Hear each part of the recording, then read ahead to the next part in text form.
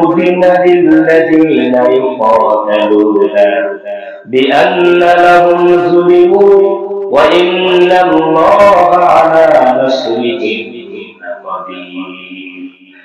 রব্বুল আলামিন ডাক দিয়ে রাসূলুল্লাহ সাল্লাল্লাহু আলাইহি ওয়াসাল্লামকে বলেন, যাদের সঙ্গে যুদ্ধ করা হচ্ছে এই সর্বপ্রথম রাসূলুল্লাহ সাল্লাল্লাহু আলাইহি ওয়াসাল্লামকে আল্লাহ যুদ্ধ করার আহ্বান করে দুঃখে রাসূলকে ডাক দিয়ে বলেন, আল্লাহ তাআলা বলেন যাদের সঙ্গে যুদ্ধ করা হচ্ছে তার মানে মুসলমান যাদের সাথে যুদ্ধ করা হচ্ছে, যেই সমস্ত মুসলমানদের সাথে যুদ্ধ করছে কাফেররা, তাদেরকে অর্থাৎ মুসলমানদেরকে আল্লাহ তাআলা অনুমতি দিয়েছেন, হে রাসূল আর পিছু হটার দরকার নাই, পিছন দিকে দৌড়াতে গিয়ে আপনি নিজেকে ঘুরিয়ে রুখে দাঁড়ান, তাদের সাথে যুদ্ধ করার জন্য আমি আল্লাহ তাআলা আপনাকে অনুমতি দিয়ে দিলাম। সুবহানাল্লাহ। এই সর্বপ্রথম আয়াত আল্লাহ তাআলা রাসূলুল্লাহ সাল্লাল্লাহু আলাইহি ওয়াসাল্লামকে বলে, রাসূল অনেক সহ্য করেছেন, অনেক মারপিট খেয়েছেন, আর দৌড়ানোর আর পলানোর আর লুকিয়ে ইসলাম তাওহীদের দাওয়াত দেওয়ার কোনো প্রয়োজন নাই, এখন আপনার সময় এসেছে রুখে দাঁড়াবার, এবার আপনি বদর কায়েম করেন। সুবহানাল্লাহ।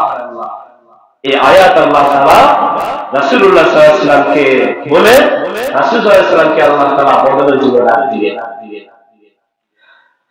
ওয়া ইন্নাল্লাহা আলা নাসরিহিম লাকাদির, নিশ্চয়ই আল্লাহ তাদেরকে জয়যুক্ত করতে পরিপূর্ণভাবে সক্ষম। অর্থাৎ 313 জন মুসলমান বদরের ময়দানে আর তাদের মোকাবেলায় 1000 কাফের মুশরিক। সাহাবায়ে কিরাম ভয় পেয়ে গেলেন, রাসূলুল্লাহ সাল্লাল্লাহু আলাইহি ওয়াসাল্লাম চিন্তিত হলেন। রাসূলুল্লাহ সাল্লাল্লাহু আলাইহি ওয়াসাল্লামকে আল্লাহ তাআলা ডাক দিয়ে বলেন, ইন্নাল্লাহা আলা নাসরিহিম লাকাদির। ও নবী, আপনি ভয় পেয়েন না, চিন্তাযুক্ত হবেন না, আপনার 313 জন সঙ্গী সহ এই বদরের যুদ্ধের মধ্যে আপনাদেরকে বিজয় করার দায়িত্ব একমাত্র আল্লাহর। সুবহানাল্লাহ। এরপরে রাসূলুল্লাহ সাল্লাল্লাহু আলাইহি ওয়াসাল্লাম বদর কায়েম করলেন। বদর কায়েমের মধ্যে রাসূল যখন জয়যুক্ত হলেন, আপনারা জানেন রাসূলুল্লাহ সাল্লাল্লাহু আলাইহি ওয়াসাল্লাম সুদীর্ঘ 10 বছর মক্কা নগরীতে ছিল। মক্কা নগরীতে প্রথমত গোপনে গোপনে ইসলামের দাওয়াত দিতেন। রাসূলুল্লাহ সাল্লাল্লাহু আলাইহি ওয়াসাল্লাম একান্তে যারা রাসূলকে মানত, রাসূলকে সম্মান করত এবং রাসূলের ভক্ত বা আত্মীয় স্বজন, তাদের কাছে রাসূলুল্লাহ সাল্লাল্লাহু আলাইহি ওয়াসাল্লাম প্রথমে প্রকাশ্যে রাসূল যে নবী, রাসূল আল্লাহর কথা বলতেন, তাওহীদের কথা তাদের সামনে বলতেন, কিন্তু কাউকে ইসলাম গ্রহণের কথা প্রথম পর্যায়ে বলতে পারেন না। কিন্তু তারা অনেকে রাসূলুল্লাহ সাল্লাল্লাহু আলাইহি ওয়াসাল্লামকে বিশ্বাস করতেন আলামিন নামে, বিশ্বাস করতেন আস-সাদিক নামে।